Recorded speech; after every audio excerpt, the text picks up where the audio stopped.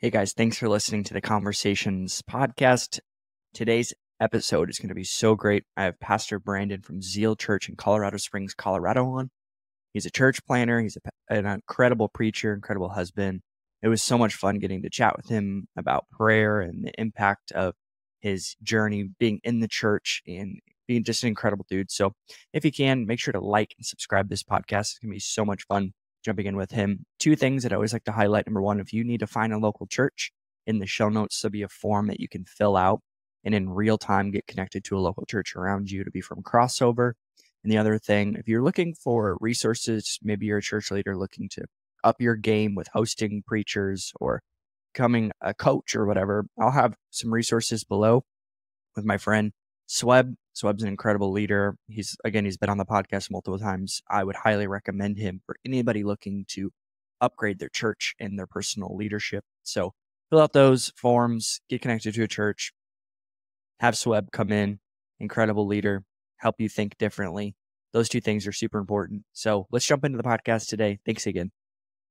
Tell me a little bit about yourself, I guess, because I'm intrigued just of your journey and jumping into, like, did you grow up in the church? Did you not? Kind of the whole story. Yeah. Yeah, man. So I grew up in church my whole life. I'm actually from Southwest Louisiana, so a town called Lake Charles. Grew up in church. My dad was a deacon and a Sunday school teacher. My mom was a Sunday school teacher, Bible teacher, prayer leader, youth leader, essentially like all throughout my formative years. And so that's where my journey kind of started. Southwest Louisiana, graduated high school, went to a public university in Northern Louisiana, and just had such an incredible like spiritual community, faith community through a campus ministry there that's actually sponsored through the United Methodist Church, called the Wesley Foundation. And by that point in high school, or prior to that in high school, got really serious about my relationship with God. So whenever I went from high school to college, found this intense faith community, lots of accountability, guys who were running hard after God too. So those 4 years in college was it was so monumental in my spiritual growth, because I'm a couple hours away from home, making all my decisions. And so still had a high value and a priority for the local church. So every Sunday, no matter what was going on the weekends, like me and my friends were just at church, second row, serving, help, get there early, kind of stay late. So that's just my culture. And so after college, graduated with a Bachelor of Science in Business, and went to this program called YWAM, Youth with a Mission. It's the largest interdenominational short-term missions movement in the whole world. I read a little bit about it my senior year. The church that I started going to in college, the pastors were from India. They were heavily missions focused. So that's who really discipled me through my college years, and had told me about YWAM, given me a prophetic word that God had called me to the nations. And so that's what kind of like connected the dots. I ended up at YWAM, one of their many bases, went to the one in East Texas, in Tyler, Texas, one of the most intense, different, life-giving discipleship kind of environments. 5 months on this base, it felt like a compound, couldn't work. Like it was all spiritual growth. Spent a month in India, Calcutta, India for 30 days serving at Mother Teresa's ministry. Then a month kind of like all over the United States doing outreaches and all of that. And it just marked me. Like that was a very formative time as a 22-year-old. And it was while I was in India, God spoke to me about my next steps. I was supposed to move back home to my hometown and just serve in my local church. So I just got a job at a local hotel, because that was the one job that I could like shift work through the night or sometimes the morning, so I could volunteer in the youth ministry, because that's where my pastor said the greatest need was. So I had no aspirations to do youth ministry, be a pastor, none of that. So I started serving, and then looked up 13 years later, I had been in full-time vocational youth ministry, 13 years. And the latter part of those years, my wife and I, we moved up to Colorado, which is where we live now, to work in a large church here in the city that I was at for 5 years. So that was kind of the journey of youth, young adult ministry, internships, traveling, preaching, all was kind of like a launching pad out of student ministry, man. That's incredible. That's what I Sure. Yeah. love about this. That's what I love about this is every single conversation I have, I've yet to hear a story where it's like even close to the same. Everything is so different. It's so much fun. Yeah, Sure. tell me a little bit about that, like the prompting to go to YWAM. So I'm friends with a lot of the YWAM people. I did not. Okay. I went to business school like you did, and I went to Bible Okay. college, so not through the YWAM stuff. But what did you learn in that journey? Like obviously the journey of that, and then what did you learn in India? Because I'm sure you learned a lot about yourself, your Oh insecurities, yeah. insecurities, how to share the gospel in practical ways. Like what did you learn in that season of your life? Absolutely. So I remember it was my senior year of college, graduating with a business degree. It was like, man, there are a myriad of opportunities, and wasn't sure about, I knew I was like, man, I got this calling in my life. I didn't really know, like so many 20 somethings are like, yeah, I'm called. And it's like, to what? Like, I don't know. Right. And really it was my pastor who it really helped to kind of guide me like, hey, Brandon, I really feel like there's some kind of ministry calling, whatever. I remember my final semester in college, my senior year, second semester, going on an extended fast. And I remember while I was on this extended fast, I read this book by the founder of YWAM, Lauren Cunningham, called Is That Really You, God? One of the many signatures of YWAM is just this emphasis on, number one, God speaks. He's still speaking today, and you are equipped and you are actually made to hear God's voice, to know God, to make him known. But a lot of that starts with hearing God's voice. I was on this fast, and one of these mornings I was praying, and I kid you not, I felt like I was reading, like specifically Lauren Cunningham's vision about what led him to start YWAM was like, seeing these ocean waves hit the various shores of countries and continents all across the world, and seeing those ocean waves, once they hit the shore, turn into young people. And they started kind of running like all throughout these nations of the world. And I was meditating on that one day, and I just felt like God spoke to me so clearly, like, Brandon, this is your next step. It's like I heard seagulls as I was thinking about the ocean. Like, it was the craziest thing. But for me, it was like, that was the confirmation I needed. Like almost audibly, it wasn't audibly. It was like hearing these seagulls, like seeing this kind of vision that he was describing. And I was like, I think I'm supposed to go to YWAM. And sure enough, God confirmed it. So that's what brought me there. 3 months, intense discipleship, prayer. That's really where, like in a real significant way, my heart for prayer was cultivated, because there's this prayer chapel that's located on that base. And I spent so many hours there, man, like praying for my purpose, praying for the nations, praying for my future wife, all of that stuff. And then being launched out to India. It was my first time out of the country outside of a cruise. So, I mean, I'm talking full like baptism by fire. This is Mother Teresa's ministry. She would say this is the poorest of the world's poor resides in Calcutta, India.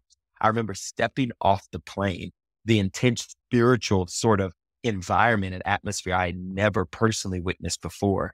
Day one, whenever we landed, we go to this major Hindu temple, see this woman slithering like a snake up and down. And I'm like, oh, we're in a whole, we're on a movie shoot.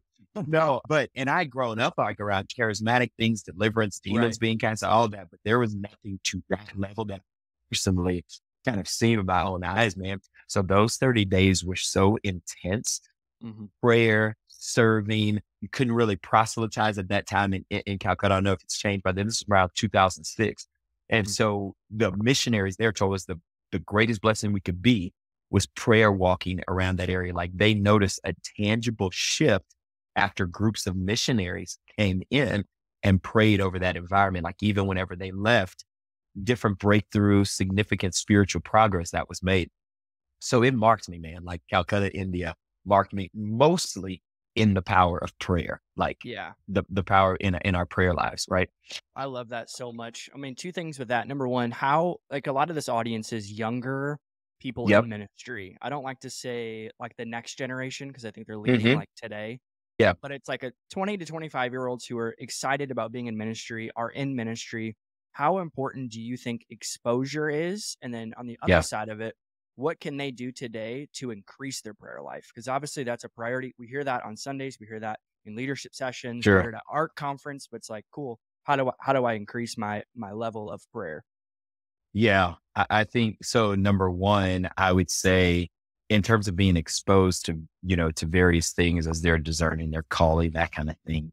I think whenever you have a heart and a willingness, whenever you go before Jesus and it's like, Lord, I'm just honored to do anything, like anything you would allow me to do, especially, but not limited to the area of my natural gifting. Lord, I am willing. You're looking at a vessel that is available. Like you are the potter, I am the clay. So starting with that posture, number one, but then number two, specifically growth in prayer. Well, I think step one in growing in prayer practically is you've got to remember this. We do what we do because we believe what we believe, and we don't do what we don't do because at the core of us, we believe what we believe. So where's one of my all-time favorite quotes is that prayer, that all God does, I believe it was John Wesley, all that God does is answer believing prayer. All that God does in the earth is a response to believing prayer. And I think we can back that up by scripture theologically. If I believe that, I'll pray with a little bit more fervency. I'll pray with a little bit more intentionality, and even believing things like even my weak prayers have an impact on my world. You can make a decision. I do believe at the core, beliefs are a choice. You can choose to believe those two realities, then there's something significant in your heart that will shift concerning prayer. My weak prayers matter, and all that God does is answer believing prayer, and I'll pray with a lot more intentionality. So even on a practical level, getting around, I think that's step three, or step two specifically whenever it relates to growing in prayer, you've got to get around people who pray. Right. I know how to pray today, and I'm no prayer guru, no prayer expert, but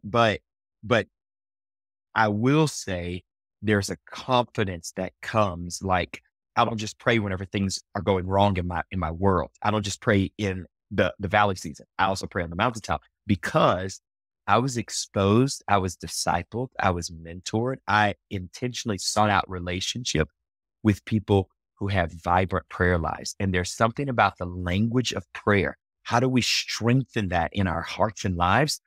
Getting around people who pray. So like our church now, we have a pretty significant, a pretty heavy prayer culture, but that's because I lead prayer meetings. Like every Tuesday morning, myself, our staff, different people in our church, every Tuesday morning, 6:33 a.m.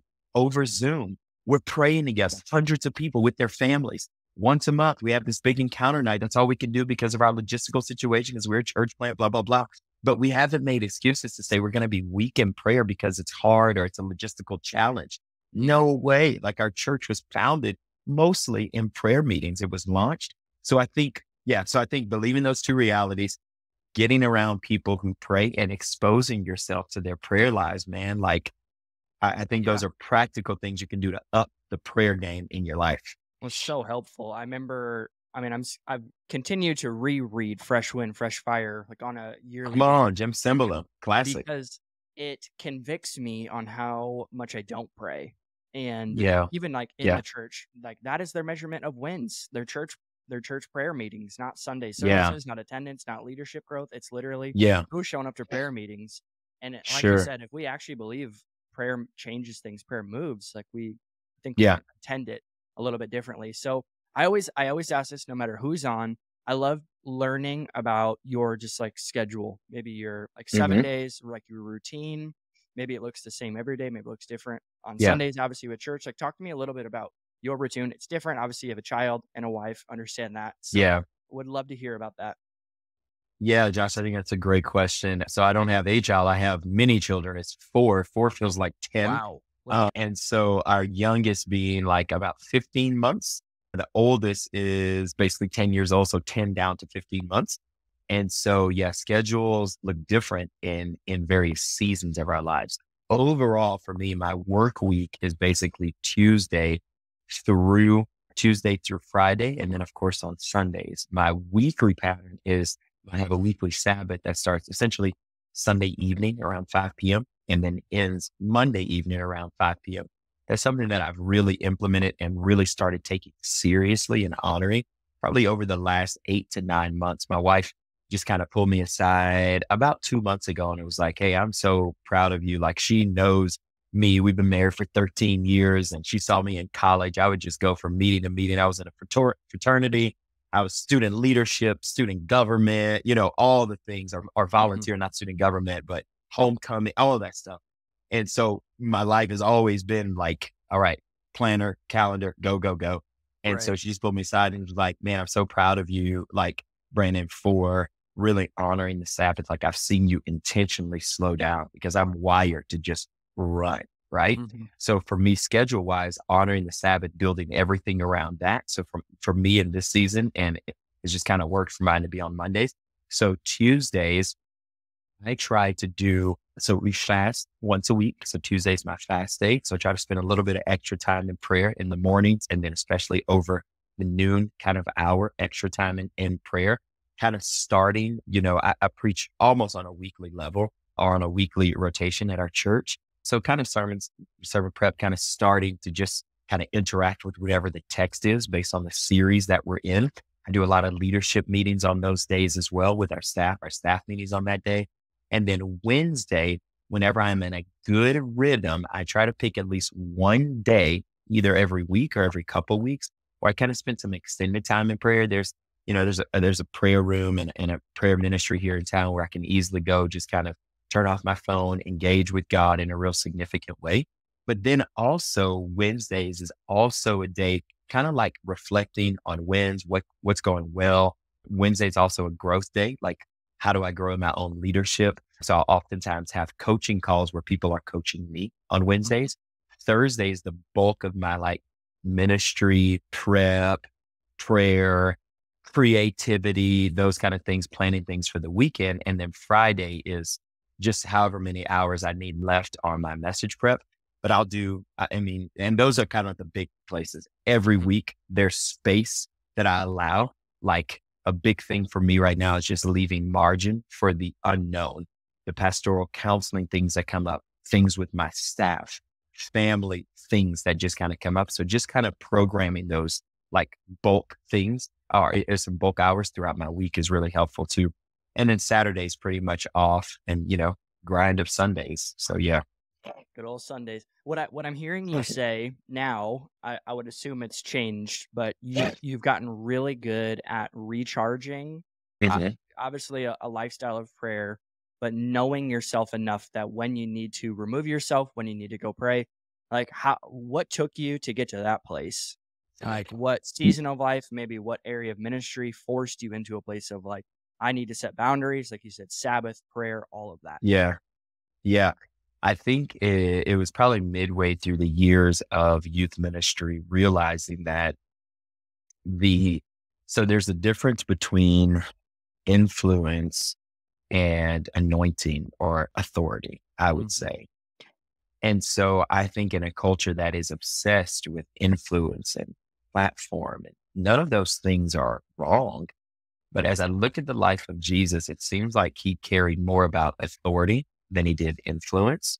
And I think we have it back, especially young leaders, next gen leaders, whatever title you want to assign.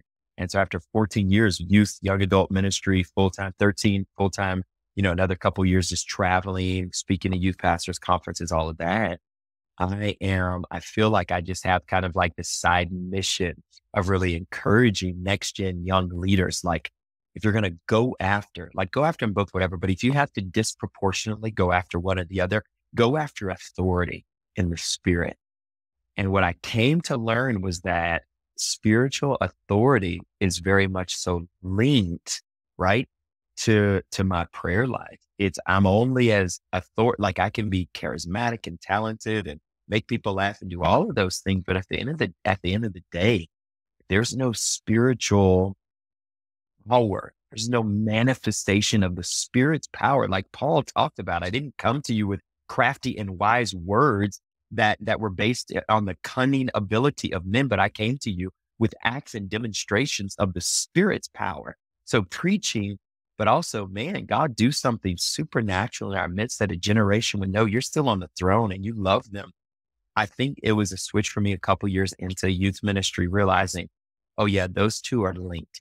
And so then what started happening was, oh, this joy that I find in talking to God in a real intentional way and creating that space. Like God comes to where he is invited and wanted. And so if you don't have margin for him, you can ask God to speak all you want. But if you're not creating margin in the place of prayer, then those are wasted requests. Those are wishes. Those are, that's not a vision. That's a wish, right? Right. So yeah. I mean, yeah, that's so credible. I remember we had at my wife's and I's last church, we just moved 5 months ago to California, but he Okay. was super, I mean, he's in his 60s, been like a prayer warrior for like 40 years, and would always say, you don't just show up to the doctor and hope you get an appointment. You kind of need to set an appointment to be able to go in and Yes. access the doctor. And it Yeah, always got to me with prayer. It was like, we need to set an appointment with God. Like he will show up totally. if we set an appointment. So I love that so much. Yep. Yeah, I mean, like you mentioned church planning, and I said before we started recording, I love learning about church planning. I love the idea of it. Okay. I love church planners, all of it. Talk to me about that journey of feeling like, man, I feel like God's telling us to plant a church, because that you got to hear from God, obviously. Oh yeah, you want to. Some people, Right. there's the funny just preacher joke, like some people went and then others were sent. And Right. you want to be sent by the Spirit of God and other human beings, other pastors, apostolic leaders, spiritual leaders, voices, whatever. So for us, our journey was such that I mentioned we had left Louisiana back in 2011 to move to Colorado Springs, worked at a large church here for about 5 years, led a national youth conference, internship with about 100 students, mobilizing them mostly in the place of prayer. It was a real prayer internship that happened to do other ministry, but prayer was at the core of it. 21 days of prayer, all night prayer, 7 days of fasting. I mean, it's just perpetual hours of prayer every week. And at the end of 2016, we transitioned off staff. We moved away to Arizona for 2 years. And then at the end of those 2 years, we felt very much so called to come back to Colorado Springs. We moved back to Colorado Springs in January of 2019. And we were just going to find a church to go to while I was in full-time travel ministry. That's whenever I started just full-time itinerant ministry, January 2019. As we met people, it was like, hey, what church do you go to? Because for the first time in my life, I worked, for churches for 5, 10, 12 years. I could just pick a church for my family to go to. We would just serve because I was in full-time travel. And the more conversations we had, the more it was kind of like this, we go here. Like there was no excitement. There was no spiritual fervor. There wasn't like, hey, you got to come. Like, this is what God's doing. And so it was actually quite a discouraging season for us, but we're local church people. So we just found a church that our kids enjoyed mostly. And we just grinded it out. Well, fast forward, long story short, after being back for several months, I was on an extended fast and God really spoke to me like, hey, there's this discontentment essentially because the church that you're looking for is actually on the inside of you and your wife. And you're never going to be satisfied. So it didn't have anything to do with all the other churches. It was, this is something internally because God's calling us to plant. So we started the journey, man. I felt like I had this significant vision while I was on an extended 40-day fast here in Colorado Springs that essentially God was saying there's, revival is in the soil of Colorado Springs. There's been so much spiritual activity and spiritual movements and major churches and ministries here in Colorado Springs. And we felt like we were supposed to plant a church that was integral to seeing that come to pass, a real significant move of God. So I called my pastors immediately, 2 spiritual fathers in my life. Both of them confirmed it along with their wives and with my wife. And we started the journey with the Association of Related Churches to plant. The name came from this idea, Psalm 69:9. And then Jesus, it's quoted in the Gospels as well. Zeal for God's house has consumed me. And it's exactly what we felt like the missing piece that we were supposed to add to Colorado Springs. A lot of great churches, not a lot of great people who are excited about their churches. Not a lot of great people, not a lot of people who place a value on the gathering of the saints, like going to the house of God. And so we announced we were launching church in January 2019. January 2020, we have our we announce it. The first week of March 2020, we have our first interest party. Over 100 people show up. We are so excited. We're jazzed. We have our next one planned for 2 weeks later. And as you know, the whole globe, March 2020 was really the moment when we realized COVID was a thing. Right. And so that was fun, launching and building a launch team and recruiting people all through COVID. And then our church launched September 2020.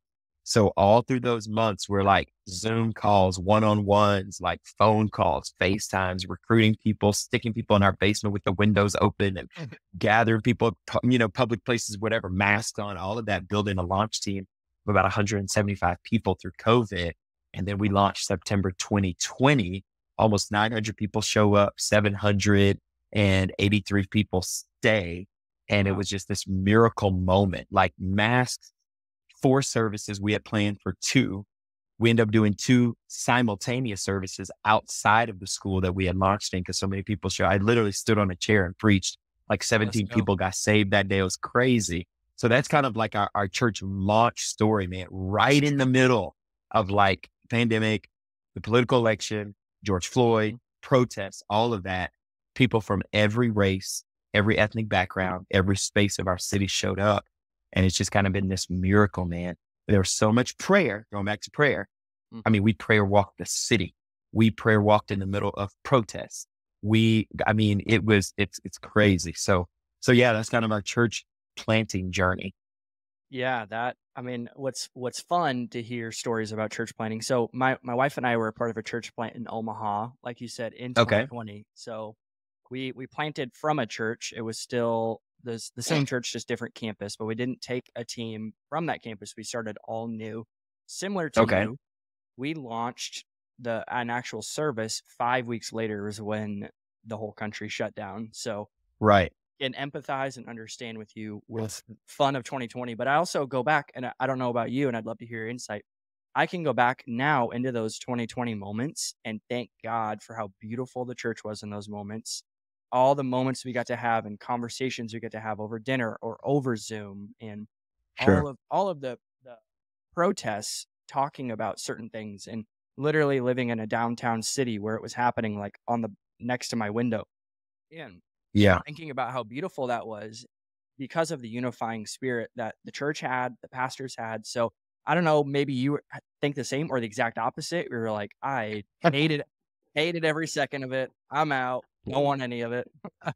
Yeah, I think, those were some really interesting times, for me. I think I had a little bit different of experience just as an African American pastor who had worked largely in white evangelical spaces. So actually that was I saw probably from a different perspective, or I experienced something very different where I was walking through extremely difficult conversations with pastors, with church leaders, evangelists, youth pastors I'd known for years and years, and having these seeing things from 2 completely different perspectives, like being a part of the same churches, same circles, same movements, but having 2 totally different realities, if you will. And I will say, I think that God used that time, even for me to kind of solidify who I am, my identity in Christ. But also I feel like God really gave me a platform in that season because of the diverse context that I had worked in. Really all of my vocational ministry career, I've always been the minority. So there were things that were, I think, exposed and opportunities that were given in 2020 and some opportunities that were lost, to be clear, because I really felt like God had given me clarity. And in some of those circles, it was very uncomfortable. It was very difficult to hear. But to your point, there were some major relationships where there was a greater unity, a greater humility. And there were some who was like, gosh, it took a couple of years to really mend some of those things and apologies and repentance and all of that to really get to a place of unity. And so I remember, I got some backlash for being in the middle of a protest on Pentecost Sunday. I remember being Pentecost Sunday, 2020, and no churches were meeting because it was the height of COVID. It was before our church launched. I just remember the night before, the Lord really speaking to me like, Brandon, where do you think I would be on a Sunday morning on Pentecost? Do you think I would be at home watching some online experience of somewhere, or do you think I'd be with the people? And I was like, Lord, like with the people. I remember the Spirit of the Lord just led me. A couple of guys from our church, we went right in the heart of a protest that was taking place downtown. I asked them to give me the mic, this member of the LGBTQ community. And I was like, hey, I'm a pastor. It's Sunday morning. I just feel like I should say something. And she's like, sure thing, pastor. This woman gives me her LGBTQ flag, everything, but gives me the microphone. I just start singing a Negro spiritual, an old hymn that was, sang for years and years. Then I start praying, just asking for God to reveal Jesus, asking for, justice to roll like rivers, the scriptures, asking, praying for, some of the social crises that were taking place with, murder of unarmed, African-American men across the country, all of that. Mm-hmm. And I just remember sharing like, hey, we're planting a church it's gospel centered, but we're going to love everybody. And there are people in our church today who showed up on launch day, September 2020, are still a part of our church, but at the same time, I remember being canceled from a very large youth conference because I was there. So that season. So it was tough, but wouldn't trade it for anything, man. God was so glorified. To your point, God really used, I believe, people who were willing vessels, like Jesus used me, shatter whatever parts of my worldview that don't align with scripture. And I did see a real significant shift in that, even in my own heart. Yeah. Well, I remember, I think it was George Floyd got murdered. 2 weeks later, there was a black male who got murdered by a white man 2 blocks away from our apartment in Omaha. And I mean, it was national news, like it was recorded, all that.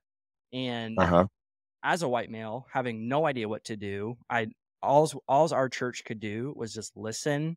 And again, it's like you say one thing, you get canceled on one side. You say the other thing, you get canceled on the other side. And it's like, I'm going to get canceled regardless. So I might as well just view as people. So might as well. Thanks for sharing that, by the way. I think it's super bold, obviously, to just feel the faith to communicate in a public space like that. But also on the other side of it, like I followed you for years and I'm encouraged by your faith. Even this call has been fun. I can tell you said joy and zeal. I would venture to say if I went to a service or a staff gathering or whatever, that's probably the life of your church because it's in you and I'm sure it's in your wife. Yeah, so, man. Thanks for being on. Seriously, it's been so much fun. Is there anything Josh. Two things, maybe a last word for the young leader, something that you said that we didn't really go into that I love talking about is the authority side of it versus like, I want clout and I want to preach at every church versus like, dude, let's have some density and windier words, that side. And the other side, like, how do we reach out to you? Maybe I live in Colorado Springs and I'm like, I want to come to your church. Like, how do we find you? Sure. Yeah. So answering both of those, I think one thing I would encourage, just having worked with and really mentored and raised up so many 20-something leaders who are now pastors or ministry leaders or whatever in the local church, and even those who are just living on mission in whatever sphere of influence God has called them to, I would say there's just this consistent thing I see in scripture where, I mean, starting really, Jesus is always our example. Philippians, he being in the form of God did not consider that to be something to be grasped, but made himself a servant, took on the human form, himself a servant. That's the same as version of slave. So he takes the form of a slave and serves all. I think, if I would encourage any young leader to just make sure like the posture of your heart always remains with this sense of wonder. I remember praying this prayer in my early 20s through my mid 20s, like, Lord, may I never lose this sense of like wonder and awe. Number one, at who you are. Then number two, that you would allow me to do anything in the local church and whatever it is, I'm going to do it to the best of my abilities. I would say faithfulness is one of the most just underappreciated, like one of those hidden things that oftentimes we don't take a minute to really encourage because we like to tell all of our victorious stories, but the faithfulness, like me preaching to my youth group of, 50 to 70 people, in those first couple of years, but giving it everything I had. Like I remember stories, like mental movies, praying as if Jesus were going to return tomorrow, praying for young people to get saved in my youth group back in Louisiana. And I remember like just standing on chairs, nobody in the room. God, I know I'm going to preach to thousands one day. So God, anoint me to preach to this group of teenagers right now, just that faithfulness. And then secondly, ways to engage. So fun, Zeal Church CO. So if you Google Zeal Church, I think we're one of 2 in the nation. The other one's in Nashville. Shout out to Zeal Church in Nashville. Shout out to them for not capturing zealchurch.com. Come on, somebody. That was a real miracle. There's zealchurch.tv. They've been around longer than us, but Zeal Church, it's the only one in Colorado. And then on social media is kind of the best way to connect and engage with us. Sunday morning services, 3 every Sunday. And it's exciting, bro. Let's go. Well, I'm going to be in where is Colorado Springs compared to Boulder Denver. slash Oh, Windsor? Are they okay. So close? Boulder's a couple hours away. Boulder's about, I think about 2.5 hours or so away. Colorado Mhm. Springs is just an hour south of Denver. So Oh, you're okay. probably flying into Denver, then Yep. you'll drive into the mountains. But if you fly in or out of Denver, we're just an hour drive south of Denver. We're the real hidden gem of Colorado. You We like to keep it that way. Everybody talks about Denver. Springs is where is it? you guys live in the most beautiful place on the planet. It's like Tell frustrating, it. but Come on. Tell the truth or shame the devil. It's beautiful. well, thanks for being on. Seriously, so much fun. No problem at all. So fun, Josh. Have a great day, man. Boom. We did it. Thanks.